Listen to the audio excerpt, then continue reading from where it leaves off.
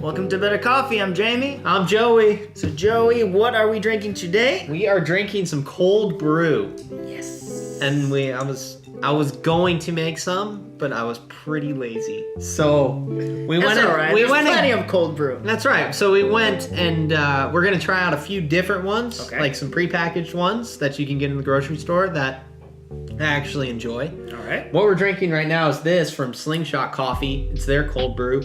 It's from Ethiopia, the origin. That's all it says. It doesn't say like what area, just Ethiopia, I guess. I guess that's nice. But honestly, this is one of my favorite pre-packaged cold brews that I've had. I feel like you get a lot of the nice flavors that you do out of cold brew. So like more of the rounded, caramelly, chocolatey, sweeter flavors. I'm impressed that it actually smells.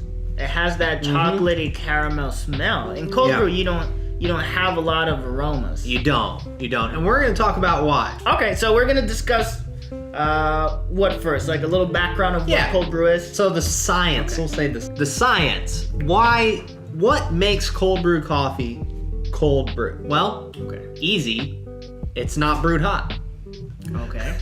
So when you make coffee, you basically are just trying to extract coffee solubles from the grounds. So basically, time and heat are the two main factors in extracting coffee solubles. Okay. So with normal coffee, pour over in this instance, let's just talk about pour over. You use a very short window span of time, and you use heat to extract those solubles. Okay, gotcha. Yeah, so it extracts different solubles, different flavors, different solids that's going to contribute to that cup. Okay, it's simple enough. Yeah. So then on the other side of that, you have cold brew, which uses no heat, but plenty of time. Man, that sounds like Back to the Future stuff. Right. That's right. We're going back, Doc. When you start a sentence, it uses time to accomplish. It's like, whoa. That's right. All right. So we have no heat, but plenty of time. So basically, for me, when I make cold brew at home, which I usually make in a toddy basically is just a big carafe that holds all the coffee grounds and water in one. You let that sit for 24 hours. Yeah. In room temperature, or you can refrigerate it. I usually leave mine out. Room temperature. You know, you have no heat being applied to it. And then when it filters out through that nice little cloth filter, you have a nice cold brew concentrate that is going to be rounder. You're going to get chocolatey flavors, sweeter flavors than you would out of hot coffee. So you don't get a lot of bitterness in cold brew. No, you don't. You could. How do you? I've had it too. I've had bitter cold brew. Yeah, I feel like we might have some of that here. Because we're going to try a few other cold brews. So basically that's it. I mean, when you replace heat with time, you're replacing a lot of those bitter flavors that are extracted with heat with a lot of the more delicate, more subtle, rounder flavors that are extracted just with time. But let's try a couple different coffees here and let you know what we think of them. Let's do it. So let's start with some cold brew from a big coffee chain. All right, this is a second model. Second model? What? Example B. Example B. This is from a large coffee chain. Okay. You can get it anywhere, pretty much, if they have it, if they don't run out of it. Let's try. First of all, it smells like a campfire, which is not what I want in cold brew. It smells like the like back pocket of the jean of a smoker. After you lit it on fire, though, obviously, because this taste. Never. I mean, I've never. Keep sipping. No, I'm done. We're done here. We're moving on to the next one. All right. So here we have example C. Model C. That already smells much better. This is a pre-packaged one from. We're drinking this. How is that compared to the last one? it's. How does that taste the same? Because the last one we drank was. We didn't want to say it, but it's. It's smoky. It's smoky.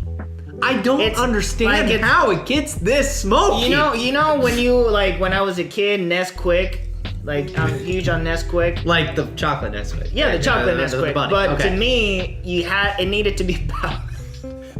What? It needed to be powder. I hated the syrup. The syrup? The syrup tasted funny to me. Okay. So I feel like the syrup got smoked with pellets. What kind of pellets? I don't know. Hickory? Okay. Hickory pellet smoked Nesquik syrup. You know, though, this is better than It's not terrible. This is much better than the last one. I don't like. It's very watery. This one's more I know watery. it's cold brew, but you know what I mean. Well, compared to this one, it's a lot more watery. Yes, Yeah. that's slightly creamy for a cold brew. Yeah, it's and got a pre-packaged. And a cold brew. pre-packaged cold brew. Absolutely, yeah. So I would definitely. The flavor fades away really quickly. Yeah, very quickly. Doesn't Really? stick around. Doesn't stick around at all. No. All right. Well, let's get that out of here. Yep. All right, let's try the last one. This is from a local coffee shop, which All right. I'll be honest, we don't have a lot of great local coffee shops. That's why we mainly make coffee at home. So, I'm a little scared. Tastes like It tastes. it's awful. No, I I'm can't- sorry. It's not awful. It's not awful. It just tastes like you took a few cigarettes, let them get soggy like some Oreos in milk. Like like when I guess when You know I when imagine, you lose half of your Oreo? Yeah, You dunk for too long. I guess someone was get drinking involved, coffee, and you're stuck like, their whoa, cigarette. whoa, my Oreo. That's what happened with the cigarettes. They're in there.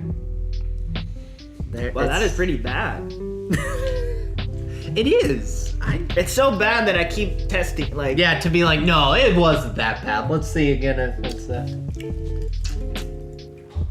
It's that bad. That's what blows me away. So the last two that we tried, well, no, this one and then the one before the bottle, were both made fresh in a coffee shop, but they were not very good. Which just goes to show that there still is an art to making cold brew. yeah. And I think one of the keys is picking like the right kind of coffee. That makes sense because it's going to be sitting for a long time Yeah. with water, and you really don't have a lot of control. You don't. You have zero control, basically. So you really need to have an appropriate coffee Yeah. for that long haul of 24-hour immersion. Yeah. So basically, what we have. So let's show you the toddy.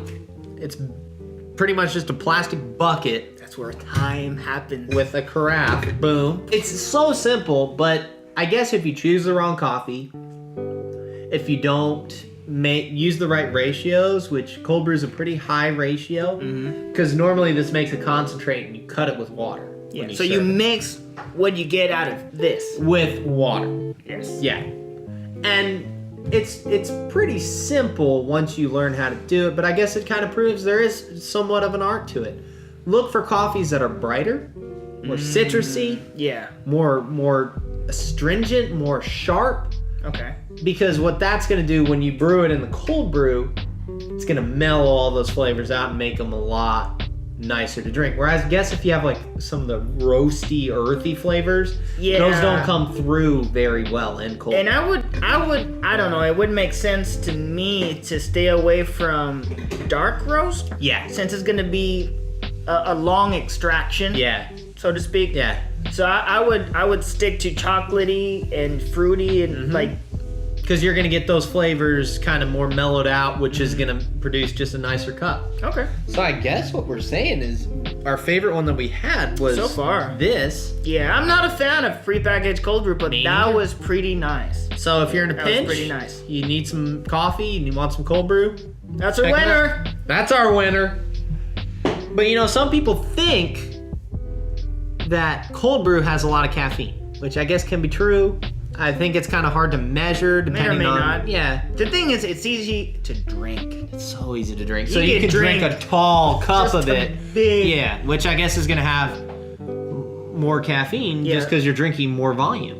Yeah, and it's cold, it's refreshing. Some of them, none of these, but some of them are sweet. So it's just kinda sweet. you're running errands, chugging away. You're Yeah. big Just powering through it. Yeah, so yeah, you'll get caffeinated. Yeah, but you know what else? I guess other people kind of have the thought, like espresso. On the flip side of that, you have a huge jug of cold brew. You're just powering through it. Then on the flip side of that, you got a tiny little cup of espresso. Itty bitty coffee. But you're like, this is so strong. I drink a shot of espresso. It's just gonna ready to go. Yeah. So that's what we're gonna talk about next week. Is espresso the ultimate boost? That's right. Thank you so much for watching. Don't forget to comment, subscribe to our YouTube channel, and like this video.